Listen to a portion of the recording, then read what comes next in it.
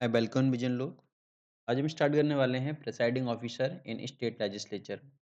राज्य की विधानसभा में जो सदन को की अध्यक्षता करता है, हम उसको देखेंगे क्या-क्या पावर है और वो लेजिस्लेटिव असेंबली में और काउंसिल में क्या-क्या उसके पास पावर होती हैं और क्या-क्या उसके नाम होते हैं। उस चीज़ को हम करेंगे। वीडियो को लाइक कीजिए, चैनल को सब्सक्राइब कीजिए। स्टार्ट करते हैं। Presiding officer. प्रिसाइडिंग ऑफिसर मतलब सबने देखा होगा कि जो विधानसभा का सदन होता है, जिस टाइप से लोकसभा और राज्यसभा की जो मीटिंग होती है, सेशन होता है, उसमें एक पर्सन सामने चेयर पे बैठा होता है, वो सबको डायरेक्शन देता है, ठीक है? वही पर्सन होता है प्रिसाइडिंग ऑफिसर। उस कुर्सी पे बैठा हुआ पर्सन बोला जाता है प्रिसाइडिंग ऑफिसर, ठीक है? तो प्रिसाइडिंग ऑफिसर जो सबको क्या है प्रिसाइड कर रहा है, मतलब उसकी अध्यक्षता करता है सदन की। तो ये जैसे हमने पार्लियामेंट के केस में देखा था, सेम टू सेम वही है, बस थोड़े से डिफरेंस दिखाई देंगे। पार्लियामेंट वाले अगर आपने प्रिसाइडिंग ऑफिसर देखे होंगे, जिसमें हमारा लोकसभा का स्पीकर था एंड राज्यसभा का चेयरमैन था, तो उसमें ये चीज़ क्लियर हो जाएगी। तो ये जो हमारा आता है प्रिसाइडिंग ऑफिसर, ये कॉन्स्टिट्यूशन के हमारा पार्ट 6, ठीक है? पार्ट 6 के अंदर आता है स्टेट लेजिस्लेचर वाले चैप्टर में। ठीक, तो हम यहाँ पे देखते हैं प्रिसाइडिंग ऑफिसर, तो ये 2 हमारे प्रिसाइडिंग ऑफिसर होते हैं, 2 टाइप के प्रिसाइडिंग ऑफिसर होते हैं। पहला होता है लेजिस्लेटिव असेंबली के अंदर, मतलब राज्य की विधानसभा के अंदर, जिसको हम क्या बोलते हैं, स्पीकर बोला जाता है, स्पीकर, ठीक है।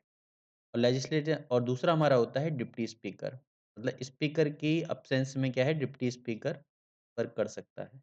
और दूसरी तरफ हमारी होती है लेजिस्लेटिव काउंसिल, जिसे हम विधान परिषद बोलते हैं। तो यहाँ पर हमारा जो होता है 2 टाइप के हैं, चेयरमैन और डिप्टी चेयरमैन। तो 2 टाइप की हमारी पोस्ट होती हैं, चेयरमैन और डिप्टी चेयरमैन। ऐसे हम वन बाय वन देखेंगे, तो पहले देखते हैं speaker and deputy speaker. Speaker and deputy speaker of legislative assembly को बोला गया है पार्ट 6 ऑफ इंडियन कॉन्स्टिट्यूशन का आर्टिकल 178। यहाँ पर बोला गया है कि स्पीकर एंड डिप्टी स्पीकर जो है इलेक्ट किया जाएगा लेजिस्लेटिव असेंबली से फ्रॉम अमंग मेंबर। आर्टिकल 178 के अकॉर्डिंग जो स्पीकर या डिप्टी स्पीकर दोनों में से कोई भी हो, उसका इलेक्शन होगा। जो लेजिस्लेटिव असेंबली मतलब विधानसभा के जो मेंबर होंगे, जो विधायक होंगे, वो अपने बीच से ही एक पर्सन को चुनेंगे, स्पीकर और डिप्टी स्पीकर, ठीक है? और इसकी जो डेट ऑफ इलेक्शन होगी वो फिक्स की जाएगी गवर्नर के द्वारा, और डिप्टी स्पीकर का जो इलेक्शन होगा उसकी डेट स्पीकर के द्वारा फिक्स की जाएगी। इसमें हमारी चीज़ आती है कि जैसे हम बोलते हैं कि अगर स्पीकर का जो पोस्ट है, अगर स्पीकर की पोस्ट खाली हो जाती है, वैकेंट हो जाती है, ठीक? तो किसी अदर नए मेंबर को, दूसरे स्पीकर को चुना जा सकता है, ठीक है?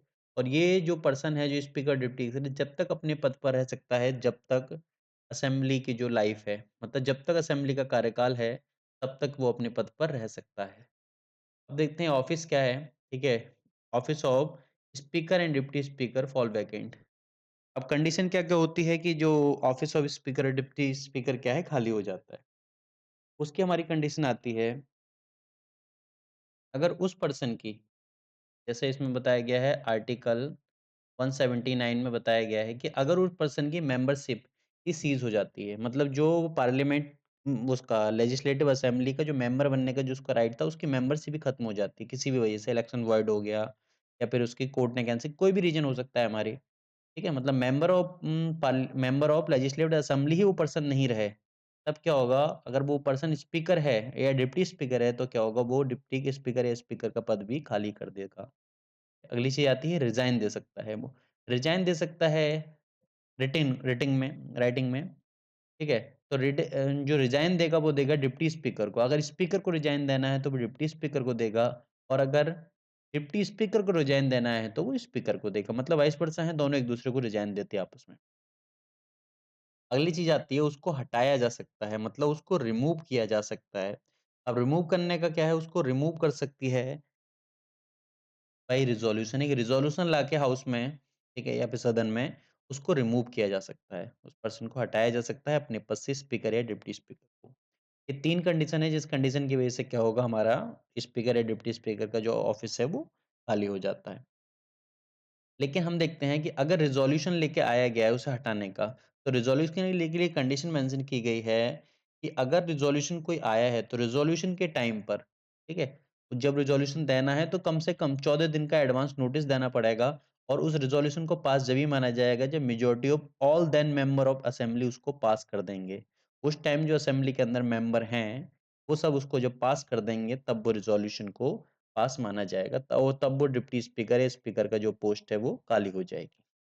खाली क्या आती है कि अगर ऑफिस हमारा वैकेंट है तो डिप्टी ऑफि जो स्पीकर होता है, ठीक है? या अदर पर्सन कोई अदर पर्सन भी हो सकता है, वो एक्ट कर सकता है। मतलब उसकी ड्यूटी आती है कि वो एक्ट कर सकता है एज़ ए स्पीकर या deputy speaker according to article 180।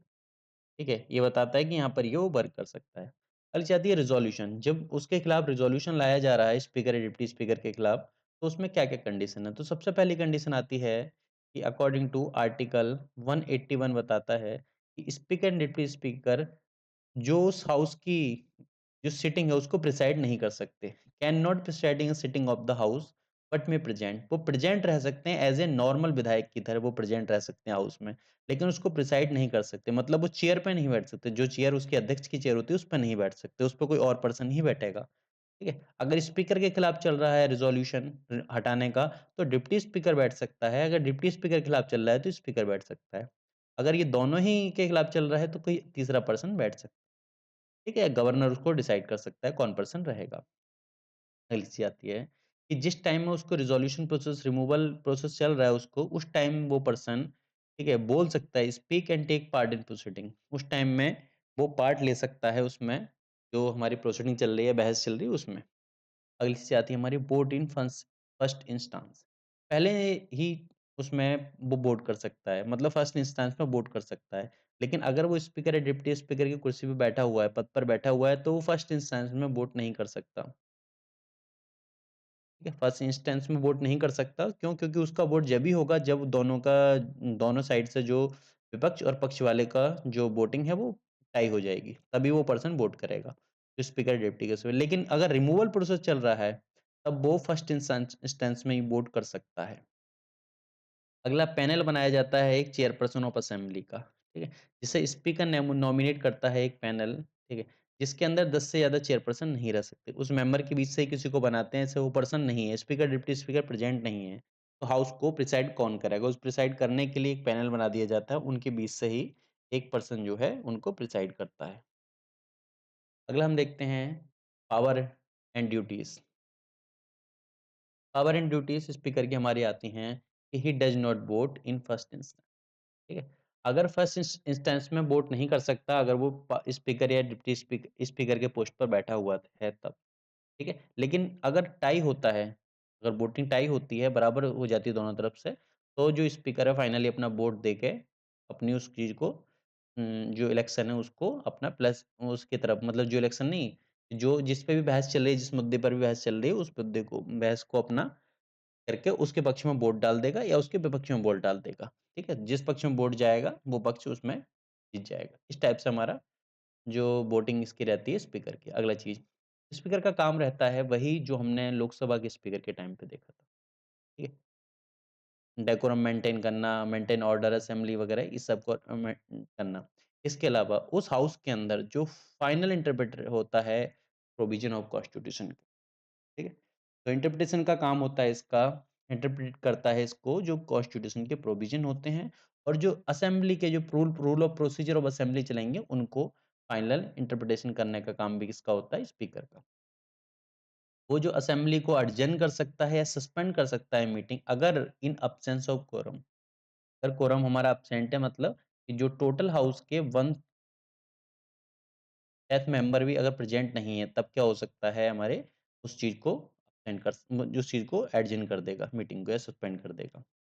अब वो सीक्रेट थिंग सेटिंग भी अलाउ कर सकता है, अगर जो लीडर ऑफ हाउस है अगर वो रिक्वेस्ट करता है तब। अगली चीज़, decide whether a bill is money bill और नॉट, ठीक है? एक बिल मनी बिल होगा या नहीं होगा, इस चीज़ को डिसाइड करने का काम भी किसका है? स्पीकर का है। और स्पीकर का जो डिसीजन होगा वही फाइनल होता है, उसके को ऊपर कोई क्वेश्चन नहीं उठा सकता। अगर स्पीकर ने बोल दिया कि दैट इज़ मनी बिल, तो वो मनी बिल है, उसके ऊपर कोई क्वेश्चन नहीं उठाया सकते एज़ पर कॉन्स्टिट्यूशन। अगली चीज़ आती है ही अपॉइंट द चेयरमैन। उसका काम होता है कि अलग-अलग चेयरमैन जो हमारे अलग-अलग कमिटीज़ के चेयरमैन होते हैं, उनको अपॉइंट करना। और वो खुद भी जो है चेयरमैन होता है business advisory committee, rule committee and general purpose committee का। नेक्स्ट आता है हमारा decide the question of disqualification, ठीक है? जो हमारे 10th शेड्यूल आता है एंटी डिफेक्शन लॉ। तो एंटी डिफेक्शन लॉ में बताया गया है कि जो डिस्क्वालिफिकेशन होगा एमएलए का, मेंबर ऑफ लेजिस्लेटिव असेंबली का जो डिस्क्वालिफिकेशन होता है इनका, ठीक है? डिस्क्वालिफिकेशन के क्या-क्या रीज़न है वो मेरे चैप्टर उसमें उस वीडियो में जाकर देख सकते हैं। एंटी डिफेक्शन लॉ या disqualification of member of parliament और या फिर लेजिस्लेटिव असेंबली, ठीक है? उसका देख सकते हैं, उसमें मिल जाएगा क्या-क्या रीज़न होते हैं। तो जो डिस्क्वालिफिकेशन का जो क्वेश्चन राइज़ होता है उसमें फाइनल अथॉरिटी यही होता है। यही डिसाइड करता है कि उस पर्सन का डिस्क्वालिफिकेशन होगा या नहीं होगा, ठीक है? यही हमारी फाइनल अथॉरिटी होता है 10th शेड्यूल के अकॉर्डिंग। दरबदल कानून इसके उनके ऊपर लागू होता है एमएलएस के ऊपर, इस बिहाफ़ पे क्या है इनको क्या है डिस्क्वालीफाई कर दिया जाता है दरबदल कानून के थ्रू, ठीक है? अगला हम देखते हैं चेयरमैन एंड डिप्टी चेयरमैन। जो स्पीकर के काम थे, ठीक है? वही काम यहाँ पर हाउस में होते हैं, लेकिन कुछ पावर स्पीकर की ज़्यादा होती है compare to chairman and deputy chairman. हमने जो राज्यसभा के टर्म में देखा था, राज्यसभा में था जो चेयरमैन होता है वही वाइस प्रेसिडेंट होता है, मतलब एक्स ऑफिशियो चेयरमैन होता है। लेकिन यहाँ पर चेयरमैन अलग होता है, डिप्टी चेयरमैन अलग होते हैं, ठीक है? और वाइस वाइस का तो कोई कम कांसेप्ट ही नहीं है।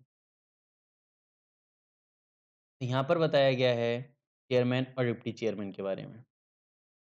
आर्टिकल 180 आर्टिकल 182 में बताया गया है कि चेयरमैन या डिप्टी चेयरमैन जो होगा हाउस का, मतलब ये जो होते हैं लेजिस्लेटिव काउंसिल में होते हैं, लेजिस्लेटिव काउंसिल, ठीक है? तो लेजिस्लेटिव काउंसिल के जो मेंबर होंगे उन्हीं अपने ही बीच से क्या है एक चेयरमैन और डिप्टी चेयरमैन को इलेक्ट करते हैं। इलेक्शन होता है उनका, उसी को इलेक्ट करते हैं।